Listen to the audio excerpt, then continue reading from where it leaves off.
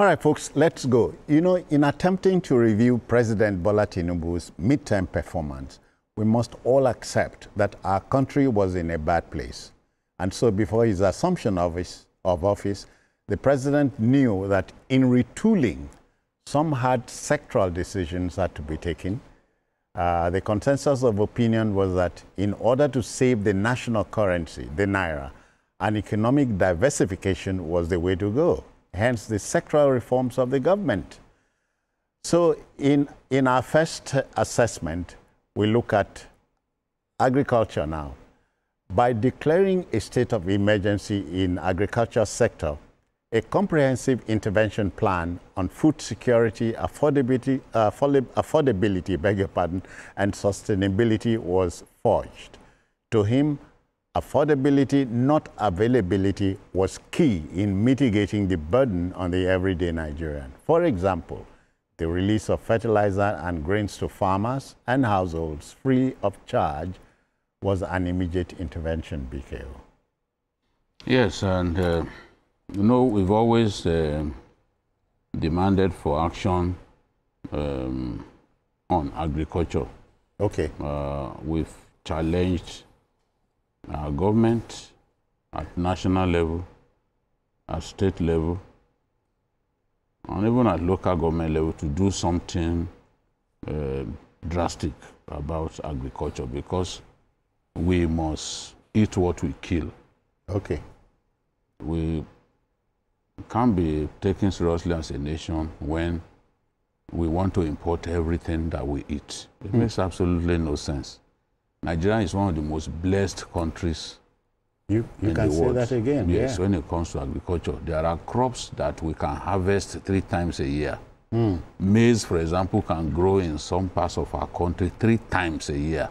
Yeah. I remember watching the late Awolowo say that in Ilorin, the Adewale housing estate feed as a young boy. At the time, yes, just watching them. And he was saying, look, we can grow agriculture, grow maize 3 times a year in most parts of our country. Yeah. So we have no reason to starve. No reason at all. But a lot of the arable land that it has pleased God to bless us with remain uncultivated. We have not cultivated up to 12% of the total arable land in our country. Yeah. And this is a big, big problem that has to be addressed. So when President Tinubu took over the mantle of leadership, he renamed the Ministry of Agriculture, renamed it Ministry of Agriculture and Food Security. Yeah. The desire was to focus squarely on addressing the national food crisis by ensuring availability and affordability. The belief is if we grow enough, food prices will come down. Naturally. But we also need to address the matter of insecurity, because that is a big problem. So some farming initiatives were designed. Some of them with support from the African Development Bank, especially the dry season farming, which targets about 500,000 hectares for cultivation of some crops like wheat, for example. I can tell you that Jigawa State is doing very well in dry season farming, especially wheat. You know, as we go on, we'll see what others are doing, but it's significant to say that the initiatives, we are beginning to see the gains. The gains are not so substantial that people can, you know, make so much noise about it, but the gains are coming. And you can see, we were discussing food prices coming down some weeks back on this program. I remember. Yes, include maize, rice, and all that, you know, and people were quite happy about that, because the whole desire of these programs that have been designed, some of the programs we'll talk about later, is to bring down prices. If it doesn't bring down prices, if it does not boost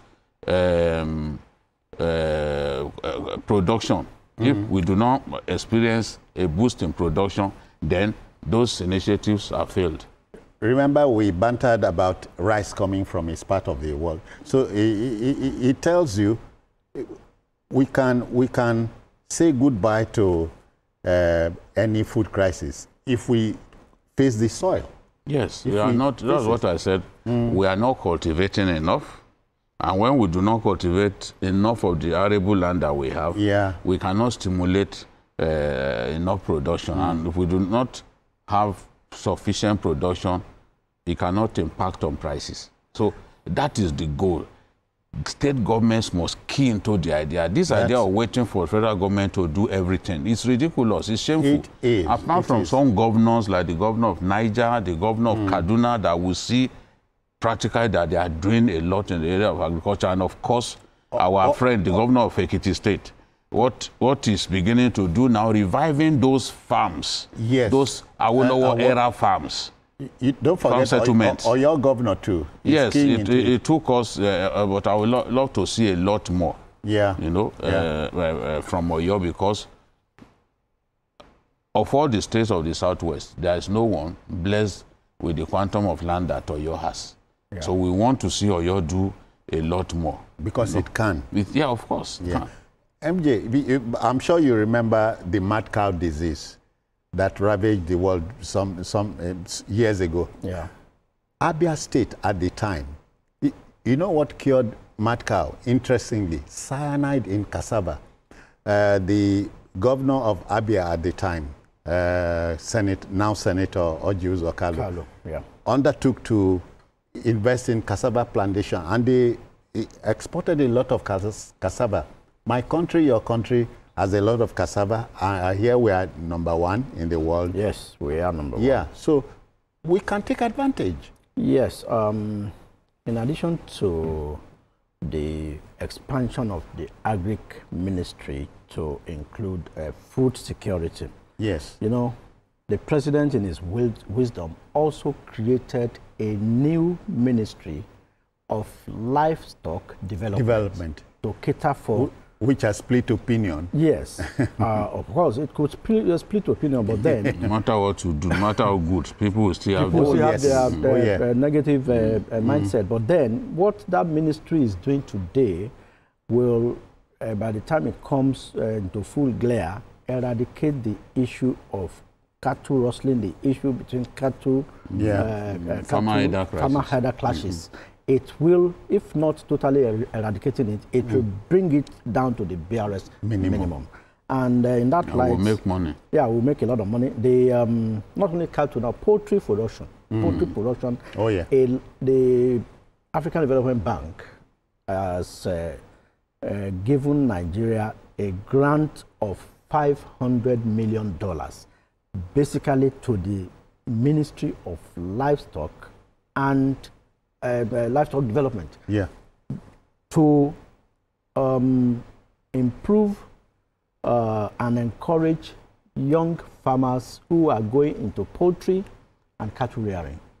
So that is very huge, and we have experts in agric extension, and they're also collaborating with a lot of research institutes. I mean, to ensure that this is not just theory, it's going to be practical, and that the money is not just warehouse and the bank. They are also working with the Bank of Agriculture in Nigeria here, with the Ministry of Livestock Development, to ensure that this goes to the grassroots.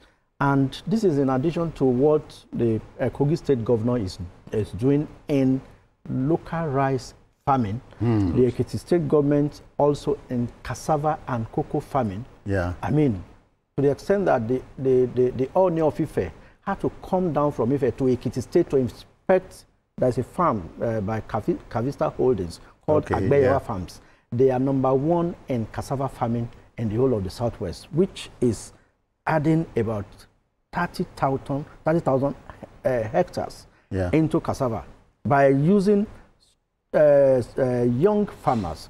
And the governor of Ekiti State, we call him Bao, as now, just like Jide said earlier, Jide has been in Ekiti. I mean, is replicating the farm settlement system, whereby everything you need is provided for you in the farm there. Including DSTV. DSTV. They don't need to go anywhere. A home away from home. DSTV, internet, everything you need in the farm. So after your farm, you retire. Access roads. Access roads. So there's also something we call RAMP. It's a rural agri motorable for farmers. So that in order to make farming attractive to the young people, provide access roads to the food production hubs. And now, in Exeter, for example, you know, there's a cargo airport there. So when these things when they start producing, they can fly straight from Ekiti to wherever. So then in other parts of the country, to like you mentioned, Soludo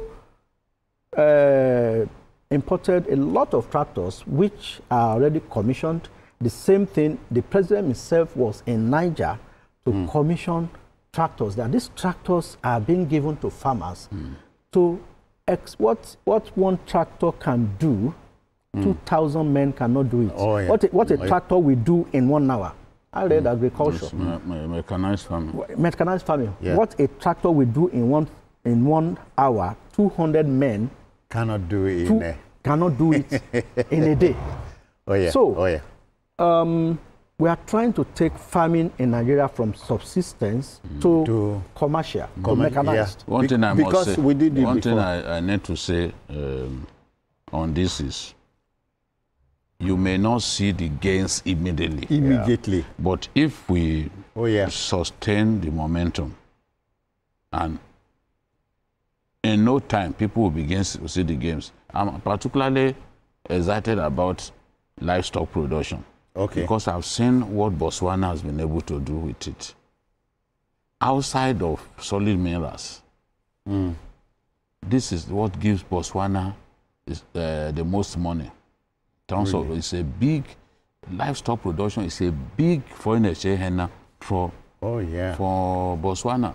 Just as yam is a big foreign exchange for Ghana. Yes. When you go to UK and other places, it's Ghanaian yam that they are eating. They call it puna. Yeah. You see? Very fluffy when you want to do pounded yam with it. And Ghana does not produce as much yam as Nigeria. As we do. So we have no reason in the world to not be able to export yam the way Ghana is doing. We just have to be serious. MJ, my trouble here is getting the man up at the bus stop, if you understand who I mean. To understand these dynamics, because we have to go back to the soil, wait for the yield. Mr. President was once a governor, so he knows that as a governor, everything about land devolves on him. Yes, so the states own the land, so governors must do a lot more. But governors must also work with the federal government. Federal government will be the enabler of all of those big initiatives. But the state governments need to key in. I want to see more governors key in, tractorize much more land, and get people back to the farm to provide employment for the young people. You will see my documentary on Ekiti. You see young people saying, look, we are encouraged now, we want to even do more. Because they made money. Fish farming, everything. Poultry, I cannot forget the documentary you did on Kaduna the other day. Yes, the Brenigwari area, where an individual made 1.4 billion from 3 crops. Just 3 crops.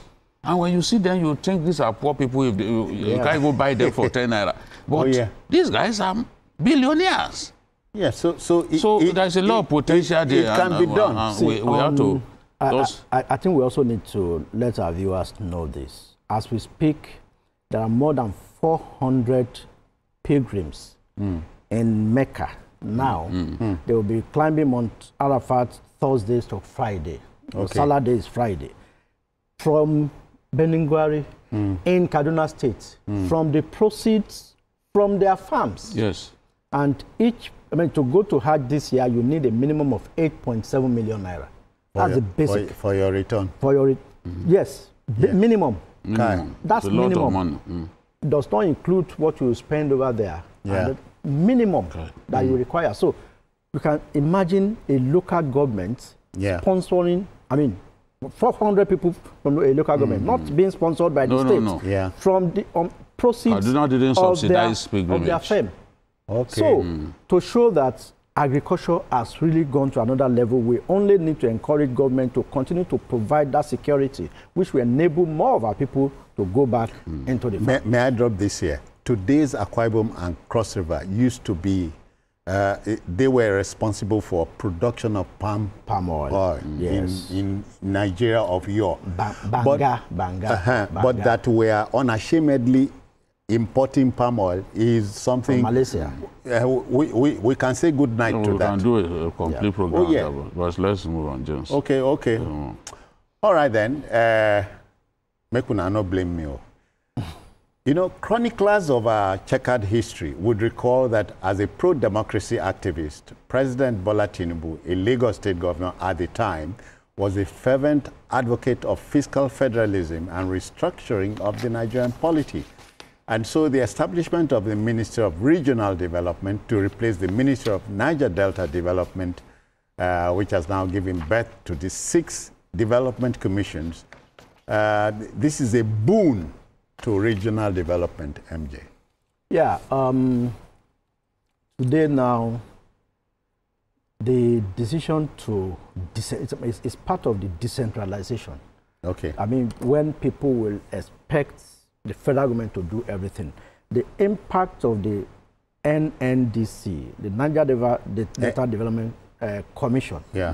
The impact. Sorry, of you that, mean NDDC? Sorry, NDDC. Yeah. Niger Delta Development Commission. Yeah. The impact of that on the oil-producing states, the impact of the development in terms of road infrastructure, provision of rural electrification, provision of pipe-borne water, then agricultural extension services, and what have you, by the NDDC.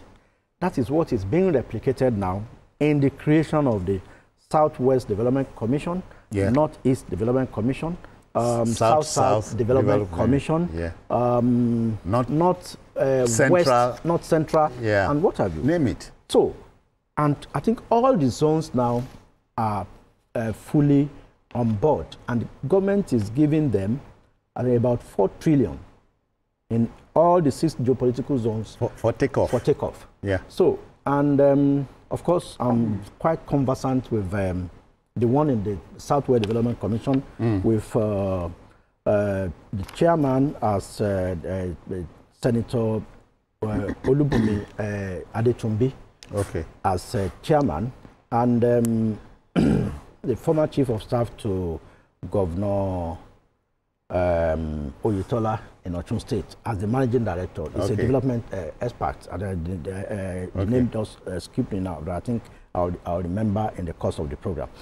These are initiatives that will take development down to the grassroots, because now the Southwest Development Commission will be discussing with the 6 states in the Southwest, for example, while the Southeast Development Commission, the states in the South region, the 5 states in the region, will discuss with them to ensure that there is even development, that the roads are better maintained. They will ensure the roads are better maintained.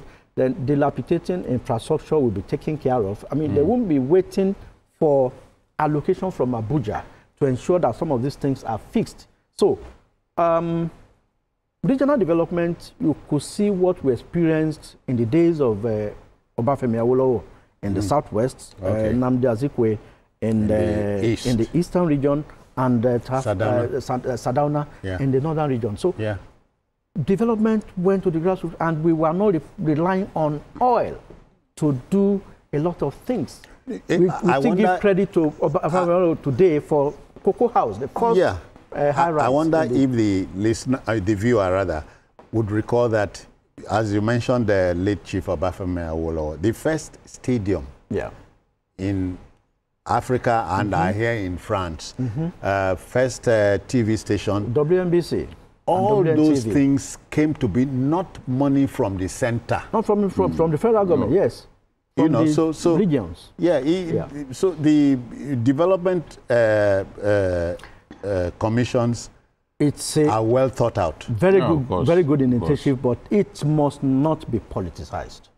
Okay. It must not be politicized. Yeah, so it's a very good development that would, I mean, and that's why with the kind of money that is available to state governors now, citizens, residents should call their state governors to order. They are earning quite a lot now. They should challenge their state governors. Some of them 3 times what they used to. Yes, they should challenge the local government administrations, because there are some roads that you don't need the governor to come and fix. Yeah. It is the local government chairman that should fix it. They don't need the governor. They don't need, and if anybody gets into a pothole now on a very tiny road, they will say, see what Tinubu is doing.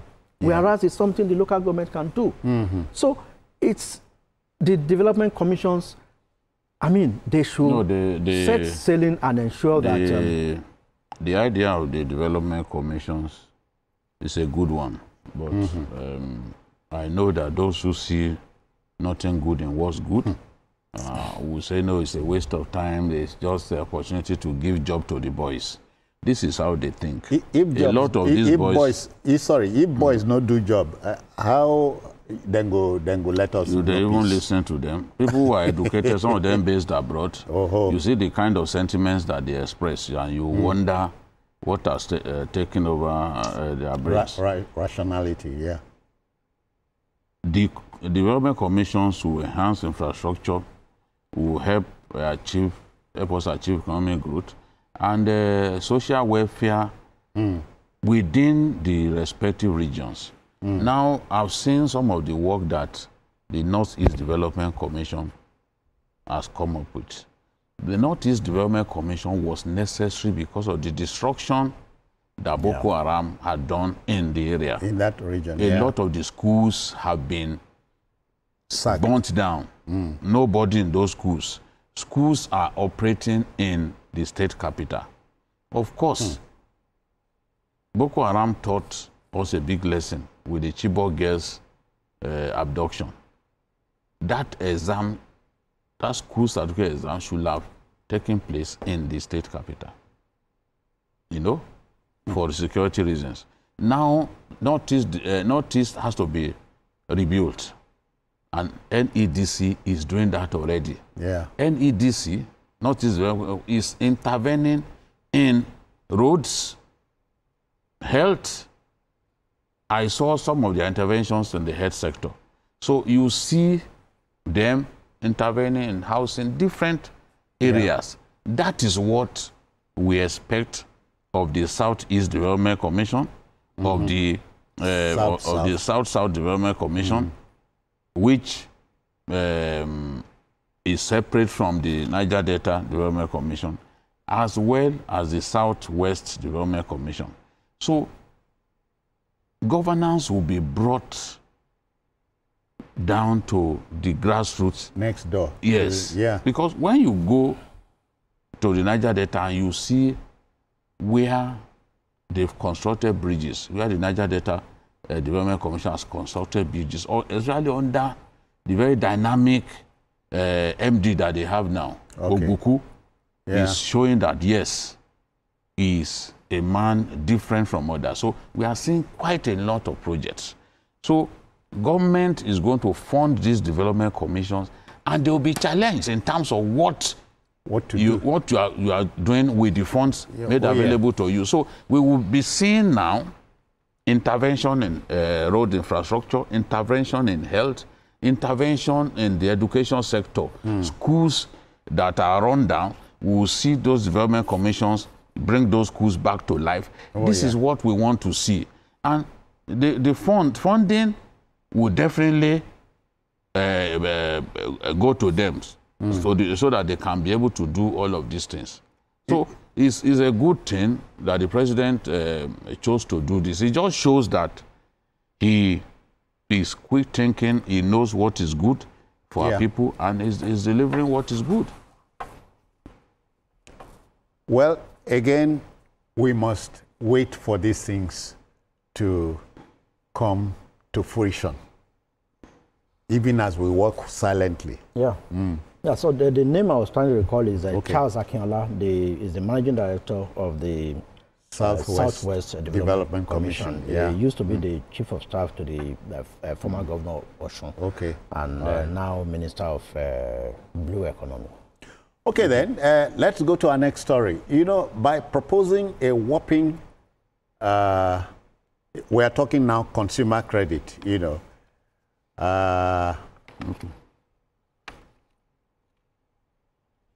Well, you know, let's talk education now. Let's talk education.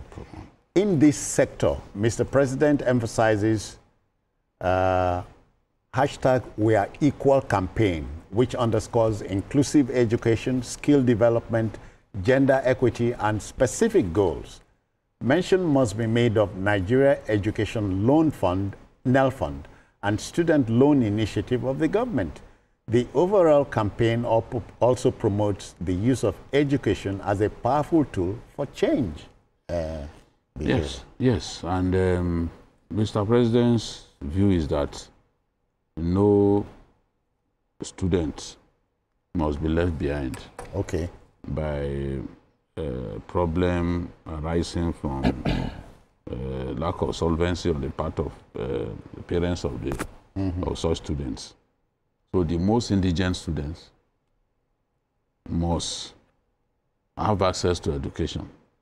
If not for Awolowo's free education, some of the old people today who are academics, professors, who are excelling in various spheres of life will not have been able to go to school.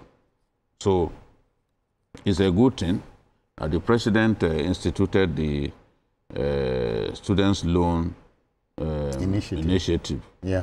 And the Student Loan Initiative has seen 500,000 beneficiaries at this time. As we speak? Yes, with more than billions of naira already allocated to the scheme. You know, despite mixed reactions from ASU and even some students across Nigeria, NEL Fund has already disbursed 54.2 billion naira in loans across the country as at May 3rd, 2025. And the repayment of the student loan begins 2 years after you've completed your NYC to enable you to have gained employment before you can begin to pay back. And 10% of the beneficiary's salary automatically gets deducted. This is done in some countries of the world, including US. It enables students who are not so rich to be able to go to school. Indigent ones, later on, they can pay back this money. I think that when you look at some of the best things that the president has done, the students' loan scheme is one of the most remarkable. For me, it's a game changer. A total of 299 institutions have benefited from the funds.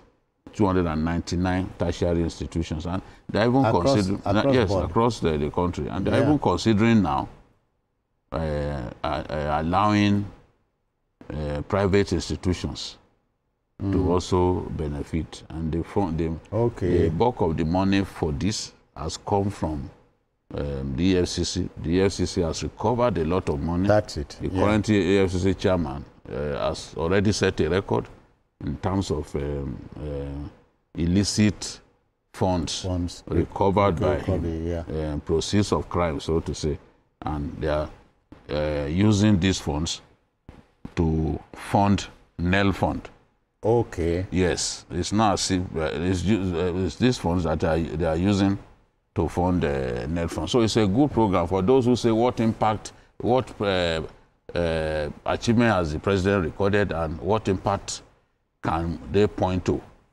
If you are a parent who struggles to raise money to feed your, to sponsor your children through school, and you have a fund that takes care of tuition, even gives pocket money to the student, just so that the student can be comfortable through school. That's a load. You cannot say, of your chest. You cannot say that that is not an achievement, except if you really don't know what you are doing. You are a cynic.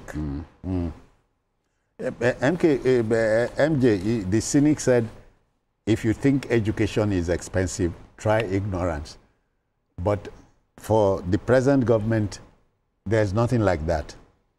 Everybody of school age must be encouraged, must be given the push. You know, some internet pessimists, I call them e-rats, they weaponized misinformation. Oh, yes. On this NEL fund, to the extent that some zones of the southeast, for those instance, from the southeast, they refused. They don't mind them. It's a lie. It's a lie. Don't. So they refused to enroll. So when in the first 1 hour when the portal opened, there were more than 500 million requests. Really? 500 million naira worth of requests from students in the first 1 hour when the thing opened, when the site opened. So when the initial results came out and they did the distribution per zone, they discovered that the southeast zone had less than 10% allocation.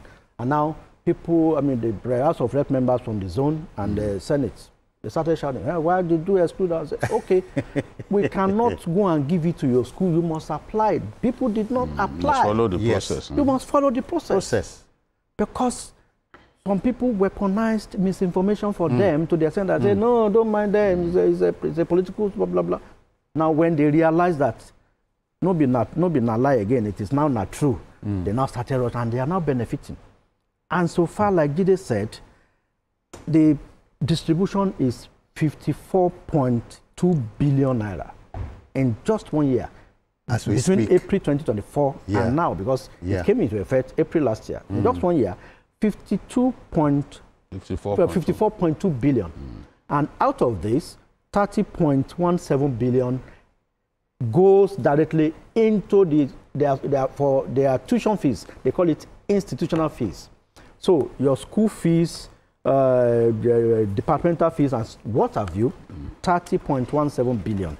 And 24.4 billion is for upkeep of the students. Like every month, you get a stipend. A stipend. So this is the way. And where we are going is a situation where 170 billion has been budgeted for under NEL fund for institutional fees and 115 billion for student upkeep. So this is a government that is determined. This is the first time it is happening. Yes, we've been having scholarship schemes where only very few people benefit, and even those scholarships have been part of a scholarship scheme in the past in old Ondo states. All right, MJ, please, let me interrupt here. A live broadcast of the inauguration of Renewed Hope in Abia State is on as we speak. So, but journalist Hangout will continue on other platforms. Yeah, you may go on. So I mean, the success rate in terms of disbursement to date is 89%. Out of all the people, all the students that have applied, they have recorded 80% success rate, disbursement rate, as at April this year, as at last month. So, which means those who, I mean, the remaining 11%, it's not as if they do not qualify, but then the school needs to verify. You need to upload your NIN. Yeah. You need to upload your BVN to ensure that no student is collecting twice. And to, I mean, you must upload your JAMB admission number, your matric number. All those, they must, there's a portal, all those are verified at the portal. And that to be sure that you are really indigent. I mean, the moment you file in your BVN, it will even it will show what you have in any bank account that is linked to you. So that, because this money is meant for indigent students. It's not for indigent students. Not for those comfortable students. Happily, because cynicism is giving way. So the people are seeing better. That's why I started by saying weaponizing misinformation. You see, the thing is, there are people who will never believe. But success is the best revenge. Oh, yes. Success is the best. When people see nothing good in you, you shut them up by recording success after success after success. So they will just eventually just ignore you. They cannot say, oh, this guy is not there, this guy is not doing. So what I will expect of this government is to continue to do what is right. He should not think that, he should not rest on his laurels. We've seen an undisrupted academic calendar for 2 years on the bounce now. That's it. In our very recent history, that had not been happening. So government needs to work hard to ensure that the academic calendar is not disrupted. President Tinubu promised this, that is going to put an end to strikes and all that. We are seeing that happening. So, and there are still outstanding issues with ASU. Yeah. The government needs to address those issues so that this uninterrupted academic calendar that we are having will be sustained. So in the area of education, there is a need to continue to do good things. There is the what we call DOTS, an acronym for Data Repository Out of School Children. Education, teacher training, and the development of skill development, education, teacher training and development, and skill development and acquisition. So the federal government is also showing a desire to encourage technical education. So that is now free in the federal government-owned technical schools. It's now, education is free for those who have opted for those schools. The whole idea is for these people to come to graduate and be able to use the skills that they've been taught, so that they will now become employers of labor on their own. And which would be a plus for the country at yes, because that's what we want to see. So there's a need to continue to invest in quality education for Nigerian students. Because that's investing in their future. Of course, that's what it is. That's what we want to continue to see. All right, folks. No, I think in addition, let me just add that so many, I mean, the Tinubu government is also it's also approved about 12 universities of medicine to ensure that the brain drain we are witnessing in the health sector, I mean, it's halted. It's halted, or at least we can have replacement. And also, the government has ensured that solar street lights are provided in major tertiary institutions. Then that's in conjunction with the Ministry of Digital Economy and as well as the Rural Education Agency and the Ministry of Education under Alausa. Alausa is really doing well. Like Dide mentioned earlier, he is constantly engaging with ASU and NASU to ensure that we do not have a break in the academic sessions. Kudos to him. I mean, since he got there, he's been able to stabilize that sector. And also the emergence and succession pattern in federal universities where it becomes a very tough battle for vice chancellors to emerge. I mean, he's trying to look into that to ensure that the best candidates succeeds the outgoing vice chancellors in those schools. MJ, it can only get better. It can only get better.